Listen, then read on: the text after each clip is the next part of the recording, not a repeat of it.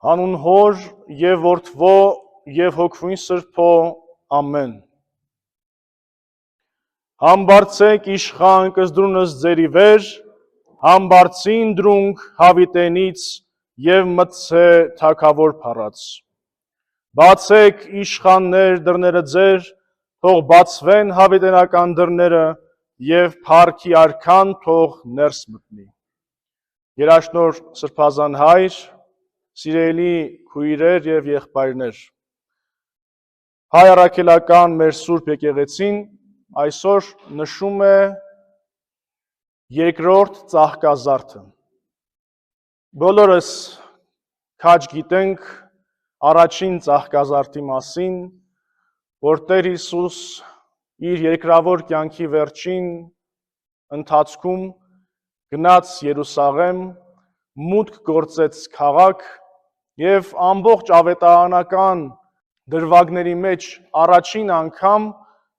Աստվածությանը պատշաճ կերպով ընդունելություն գտավ։ Մշտապես Տեր Հիսուս խուսափում էր գտնվել ուշադրության կենտրոնում, խուսափում էր, որպեսզի մարդիկ իրեն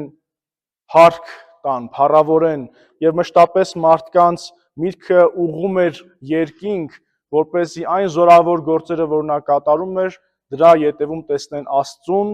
եւ դրա միջոցով նաեւ տեսնեն, որ Աստծո մատը իր միջոցով է գործում երկրի վրա եւ ի վերջո ճանաչեն իրեն որպես Տեր եւ Աստված։ Նախորդ 5 շաբթի մենք նշեցինք համբարձման տոնը եւ այս կիրակին խորհրդանշական կերպով Քրիստոսի մուտքն է վերին Երուսաղեմ։ Այս տոնը իր ակունքներով կապված է Գրիգոր Լուսավորչի հետ եւ նշվում է միայն հայկական միջավայրում։ Միայն հայոց եկեղեցին ունի այս տոնակատարությունը, որը կապված է Սուրբ Գրիգոր Լուսավորչի անձնական փորձառության հետ։ Գիտեք հավանաբար, որ Գրիգոր Լուսավորիչը նետվել էր խորվիրապ, բանտ եւ այնտեղ 13 տարի մնաց խորվիրապում։ Անշուշտ նրան նետել էին խորվիրապ ակնկալիք չունենալով, որ պիտի ողջ մնա։ Բայց ավանդությունն ասում է, որ Տիրոջ հրեշտակը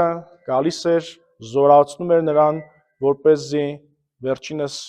կարողանա դիմանալ, տոկալ այդ ծանր պայմաններում կարիքների եւ օծերի հետ միասին։ Սա ուղղակիորեն կապված է Լուսավորչի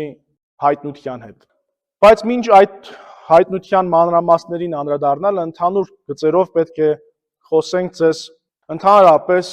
աստվածաբանության մեջ, եկեղեցաբանության մեջ երկնայինի եւ երկրայինի կապի մասին։ Եբրայեցիներին ուղղված թղթում, երբ որ Պողոս առաքյալը խոսում է երկրային քահանայության մասին,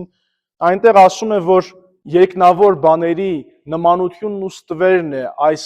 աշխարհի պաշտամունքը։ Այլ խոսքերով, այն ինչ որ կատարվում է մեր շուրջը, դրանք պատկերն են այն կատարյալի, որը որ երկնքում է։ Քահանայությունը այստեղ պատկերն է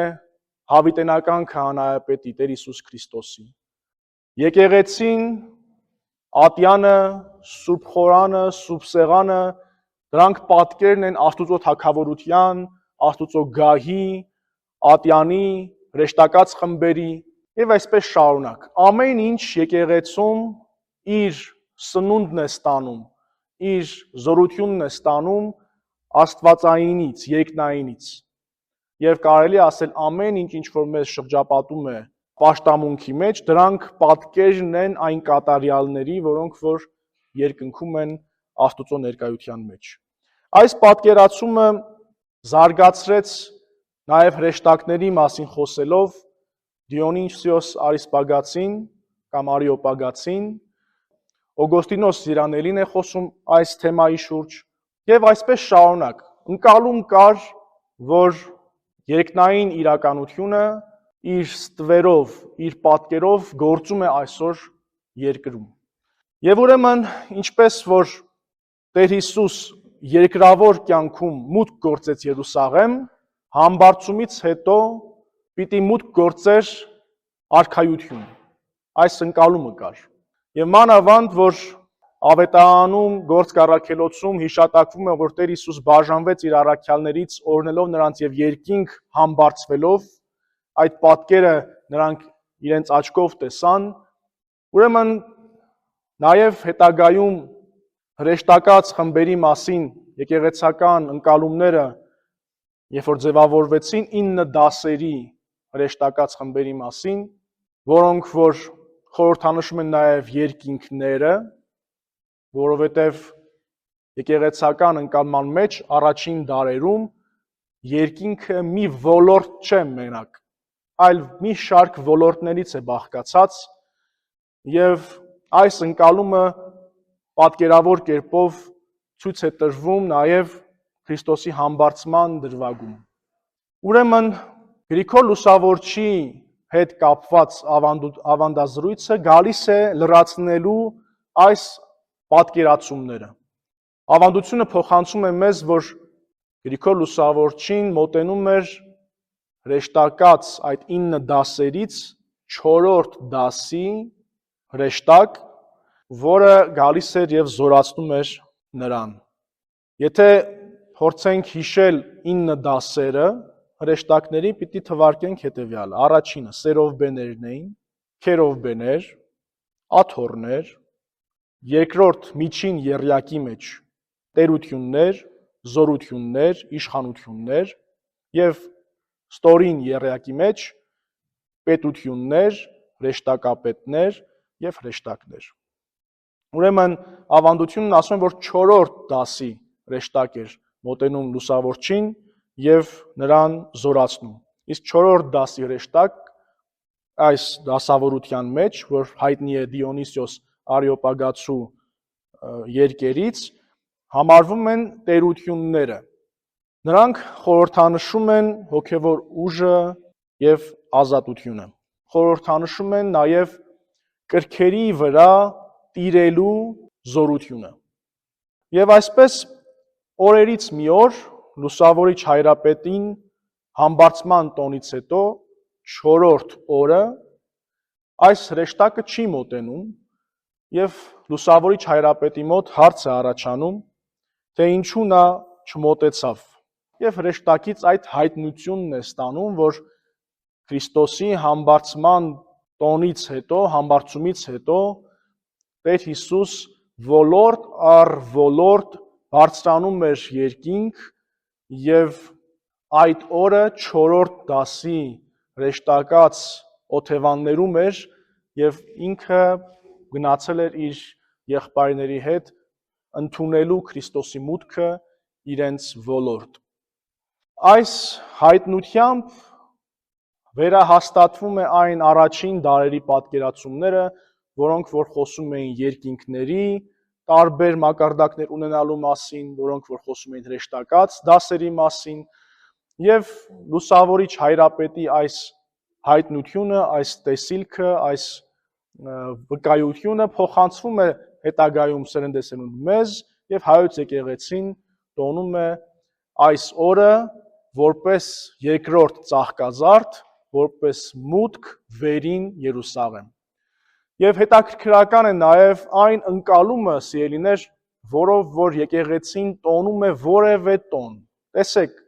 մի քանի դար արդեն անցել էր Քրիստոսի համբարձումից, իրական համբարձման այդ օրվանից։ Բայց հրեշտակն ասում է, որ կրկին Տիրոջը ընդունում են։ Ուրեմն տոնակատարության իմաստով,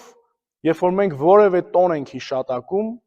քրիստոնեական ընկալման մեջ մենք ժամանակային իմաստով միավորվում ենք այն խորհրդին, որը որ տեղի էր ունեցել։ Եվ այդ իմաստով մեր եւ առաքյալների միջև բաժանումը ժամանակային եկեղեցում մի տեսակ վերանում է։ Դրա համար, երբ որ մենք մասնակցում ենք Սուրբ Պատարագին, երբ որ մենք մոտենում ենք Սուրբ Հաղորդությանը, մենք չենք մոտենում իբրև մի հիշատակ Սուրբ Հաղորդությանը, որը տեղի է ունեցել 2000 տարիներ առաջ Հիսուս Քրիստոսի եւ իր աշակերտների միջև։ Չենք հիշատակում միայն, այլ մասնակցում ենք այդ պատարագին, մասնակցում ենք այդ սեղանին։ Ճիշտ նույն կերպ մասնակցում ենք նրա չարչարանքներին, մասնակցում ենք նրա հարության խորհրդին, մասնակցում ենք նրա համբարձման խորհրդին եւ այս ընկալումը հրեշտակը եւս փոխանցում է լուսավորիչ հայրապետին, որ մի տեսակ պարբերականություն է պարունակում իր մեջ Քրիստոս Հիսուսի տնօրինական բոլոր հիշատակությունները պարբերական ձևով կրկնելու եւ դրանք ապրելու։ Եվ մենք էլ մինչ օրս այդ պարբերականության մեջ ենք եւ ապրում ենք այդ տնօրինական հիշատակությունների խորհրդով։ Սա ինչ վերաբերում է պատմական եղելությանը եւ ավանդությանը։ Ինչ է տալիս այսօր մեզ երկրորդ ծաղկազարդի տոնը, սիրելիներ։ Ընդհանրապես, երբ որ խոսում ենք ծաղկազարդի մասին, մեր միտքը գալիս է այն, որ ընդունում ենք Քրիստոսին մեր մեջ։ Ինչպես որ Երուսաղեմում առաջին դարում ընդունեցին երուսաղեմացիները իրենց մոտ Տեր Հիսուսին, ինչպես որ հրեշտակած խմբերը ընդունեցին Քրիստոսին իր համբարձումից հետո, այնպես էլ մենք այսօր ընդունում ենք Քրիստոսին մեր սիրտ։ Ավետարանում Տեր Հիսուս ասում է, որ արքայությունը դրսից տեսանելի կերպով չէ, որ գալիս է, այլ ձեր մեջ է։ Եթե մեր մեջ է արքայությունը, ապա այդ արքայության բանալիները, այդ սրտի բանալիները մեր ձեռքում են, մեր կամքում են։ Եվ առանց մեր թույլտվության Աստված չպիտի մուտք գործի։ Եթե նրա առջև Երուսաղեմում դռները չբացեին, Տեր Հիսուս ուժով չպիտի մտներ այդ քաղաք։ Եթե մենք մեր սրտի դռները չբացենք Քրիստոսի առաջ, Քրիստոս ուժով չպիտի մտնի մեր սիրտ։ Եվ այսօրը, սիրելիներ, այդ խորհուրդը ունի, որ մենք պիտի ընդունենք Քրիստոսին մեր մեջ եւ մեր կամքով բացենք մեր սրտի դռները նրա առջև, որպեսզի մուտք գործի մեր սրտի մեջ եւ այնտեղ բերի փոփոխություններ։ Առաջին դրվագում, երբ որ Տեր Հիսուս մուտք գործեց Երուսաղեմ, գնաց տաճար եւ տաճարում մաքրեց այն տրամաբանությունը, որը գործում էր։ Տեր Հիսուս, երբ որ մուտք է գործում մեր սիրտ, բերում է ուրախություն, ինչպես որ առաջին դարում գոչում էին եւ ասում Օվսաննա, օրհնյալ է նա, որ գալիս է Տիրոջ անունով, եւ արմավենու ճյուղերով, դիթենու ճյուղերով էին դիմավորում։ Մի կողմից Տիրոջ մուտքը մեր սիրտ պիտի բերի ուրախություն, բայց մյուս կողմից Տիրոջ մուտքը մեր սիրտ պիտի բերի նաեւ մաքրազարդում, ինչպես որ տաճարը մաքրեց Տեր Հիսուս, այնպես էլ մեր սիրտը պիտի մաքրի Տեր Հիսուս։ Բայց այս մաքրազարդումը հաճելի չէ միշտ մարդուն։ Մարդը երբեմն ցանկանում է մնալ իր տիղմի մեջ, բայց նաև լարախաղացի նման գտնվել Տիրոջ գրկում։ Բայց Տերը, երբ որ մտնում է մեր սիրտ, պիտի մաքրի այն։ Չի կարող լույսը խավարի հետ համատեղվել։ Եվ դրա համար առաքյալն ասում է, որ Աստուծո խոսքը երկսայրի սուր է, այն բաժանում է, այն կիսում է,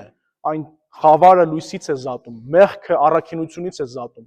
Եվ երբ որ մենք ընդունում ենք Քրիստոսին մեր սիրտ, պիտի պատրաստ լինենք, որ այնտեղ ցնծության հետ միասին պիտի լինի նաև մեզ ոչ հաճելի բան։ Մենք պիտի կտրվենք